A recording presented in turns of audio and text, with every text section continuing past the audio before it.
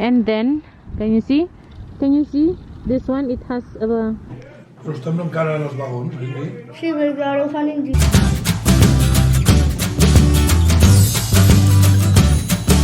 Hello friends, and today guys, come along and I'll show you parts of our day. So in today's video guys, it is a vlog style. Yes, so ang gagawin natin ngayon ay gagawa tayo ng soup guys. So ganito ang paggawa namin ng soup dito sa bahay namin. O dito sa Espanya. Normally no, sa bahay namin. So kukuha tayo ng mga ingredients na tanim ko from the garden, like leeks and some celeries, and then onion that we harvested together, at ano pa, and chicken. We bought chicken the other day, so better to cook that chicken before it spoils. So yeah, let's go to the garden. Actually the weather is so windy, gloomy, and cold. Parang hindi siya ano guys, parang hindi siya spring. Yes, kasi as in yun nga ang panahon, cloudy, cold and windy. Alright guys, gusto kong ipakita sa inyo yung binili ng asawa ko at saka mga anak ko na a tray of onions.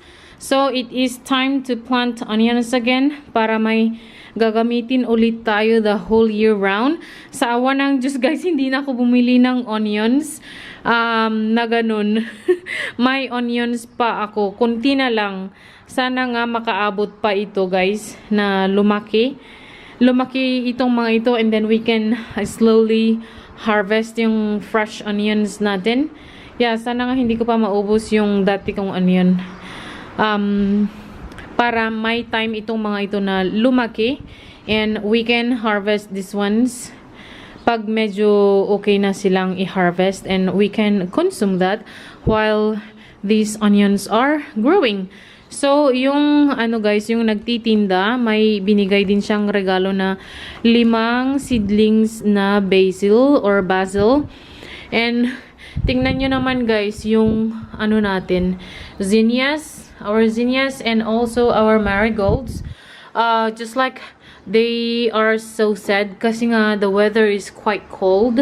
And another friend gave me some beans guys to plant. So nandito. Yeah, I wanted to plant all these guys, but the weather is not that so nice to stay outside. As you can tell, maybe the sound of the wind. Okay guys, so gusto ko lang ipakita sa inyo yung pomegranate natin. Nagsimula na silang lumabas yung mga dahon. So it is very nice. Look guys, we have fresh chives here as well. Yes. So can you see, dumadami sila guys. At itong mga nakikita nyo na ganyan, dahil kinain ng mga kambing. At dito naman sa side, binungkal naman ng mga aso. So ito naman guys yung ating lavender, and I love it. The smell is so good. And I planted also some of these guys. I think the daffodil, this one, if I'm not mistaken, this is called daffodil. And I also planted in front of our house, but our goat, they ate guys. Kinain nila na parang ganito. Yes, kaya na na akong magtanim guys. Look at the bulb. The bulb is out. The bulb is outside. Look at that. Look at that. It's outside. So it's like onion. Ang ganda no? Tapos bakit kaya nag-i-incline siya? Ganyan siya guys. Ganyan. Hindi siya nakataas. No? Ganyan, nakatalikod siya. Tinalikuran niya ako. Joke guys. As in it's windy. The weather is not that so beautiful. So let's go and find ingredients here guys. So ang kunin natin ay yung pinaka malaki na. So this one is quite fat.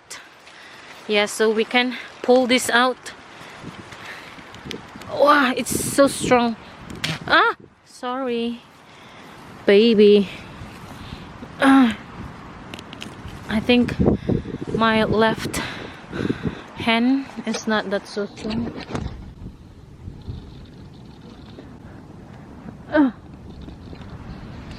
Ayan.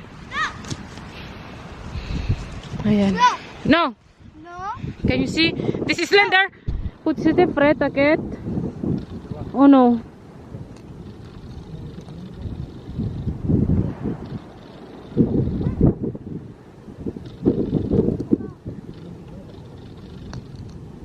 And then she came running. Oh, snail, look. Wow, this snail is so clean and so healthy. This snail is enjoying my vegetable, guys. Look at that. Look, snail, Haley. Oh. So nice, no?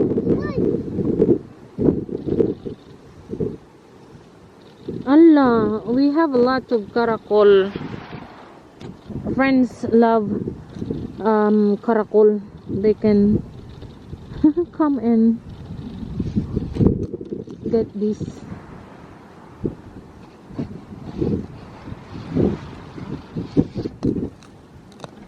So ganito lang guys ang ginagawa ko para as in na mag-grow pa yung ating gulay guys. Ganun lang ang gawin natin. I-harvest lang natin yung kailangan natin. And then, can you see? Can you see? This one, it has another leaf here, baby one. So, kung kunin ko yan, at least lalaki pa yan siya. So, this way, we can have celery the whole year round, guys. Yeah. So, may pangsahog tayo sa ating soup. Hello guys, so ito yung mga na-harvest natin. So we're going to wash all this and then we will put in our pressure cooker. Alright guys, so here are the ingredients for our soup. So we have potatoes, carrots, celery, and this leek guys. And also chicken. So I'm going to put half of the chicken, yes. And then we can shred the meat later and we can add into our soup. But of course, I mean, I have to boil all of these ingredients, and then the half chicken we will put in here and boil it for 45 to 1 hour. Yes, and I'm going to put also a small part of ginger because that gives a very nice flavor. Yes, and then the meat later, once it's cooled down, I will shred it and we will put into our soup. For the final product, we will put the shredded chicken on top of our soup.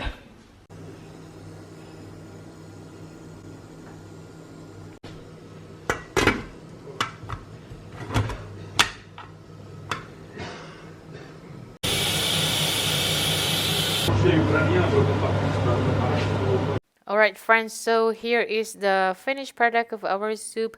I chopped some chives and fresh parsley from the garden, and I drizzled some chili oil that I made a few months back, and also fried onion, and it was so good. Hello friends, this morning I woke up early and I cook rice cake, or we call it biko guys. It's like that because I didn't put into a container and plained it. Yes, and it has coconut and panela or yung pulot na tawag natin, and OMG, it is so good. It's quite a while that I didn't eat guys, and OMG, it was so delicious. Ang sarap with kape. Yeah, and I just had it for a snack and I just had it for dessert or early snack guys.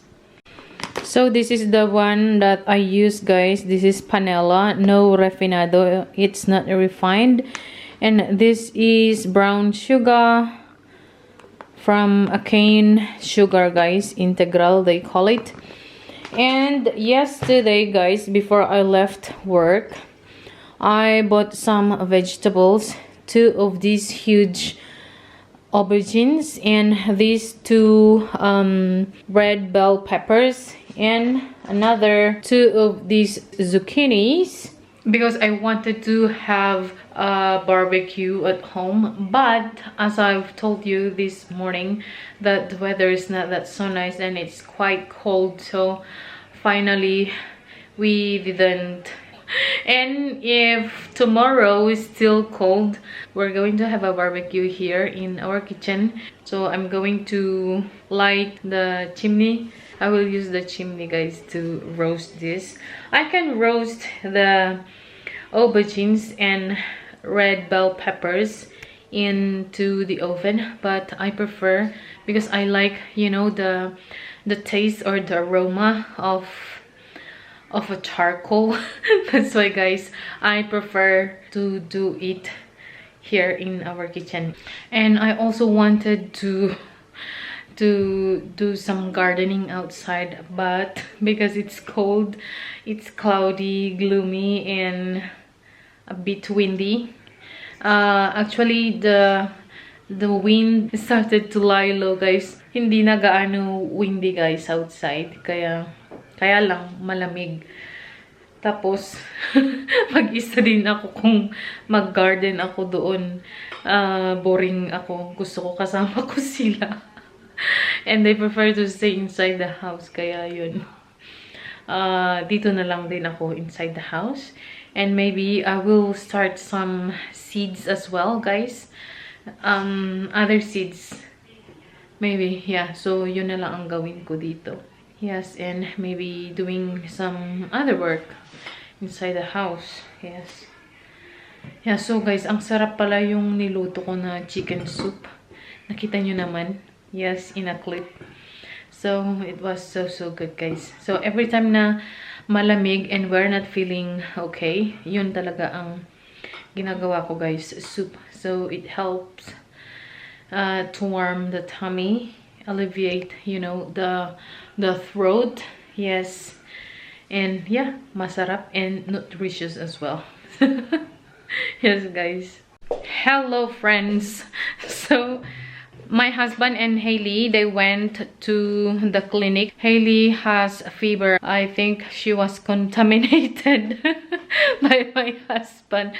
Okay, guys, and now what Lakota and I doing, we played, and then after that Lakota wants to eat chocolate, so she's eating chocolate. And also I am repairing, guys, my pants, my uniform at work. So because I have two new pants and they are very long, guys, so I couldn't wear them. And so what I did is I will show you. Okay, guys, so this is my pants. So what I did is I cut, and then I put these pin, and this is the other one also. I mean the other leg. This is the other leg, if you can see that. So I'm going to show you guys later. Okay, so I'm not done with the other leg yet. So that's what I am doing right now. Alright, guys, so I just finished one and I tried it and it's okay. I am so happy, guys, I made it. Yes, but the thing is, when it comes to this side, which is quite hard, and then the thread starts to stop and cut, and oh my goodness, yeah, that's why I I did it different times, guys, until I succeed. Yes, but I'm thankful. One down, so I have to cut the other one again and do the same thing. But the thing is, I don't have a good light in here, so it's quite dark. It's difficult for me to see. Yes. Alright, guys, so I didn't open this one yet, so I'm going to open it.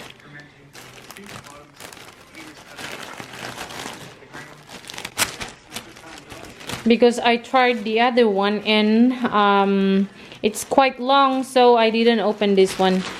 And now it's time to open this, and look, of the tug. Oh my. And look at that. And see, it's long. It's long, guys. It's long. So let's cut it. Alright, guys. So I just finished. Yippee! I just finished the second one, guys. So ayan, ang ganda niya.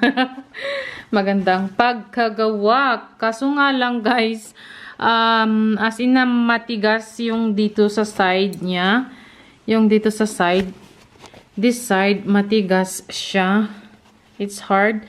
Kaya as in na napuputol yung sinulid. And look at that. Ayan. Maraming beses kung ano, guys, kinat at na putol-putol. Kaya ayan. This one I'm going to cut all the rest of these thread. Yeah, hindi ko pa pala na-cut. Ayan. Tapos na siya, guys. So, thank God. I finally finished repairing these pants. Kasi ilang weeks na, guys. 2 weeks na. Kaya it is time to repair. Buti na lang may time tayo today to repair it.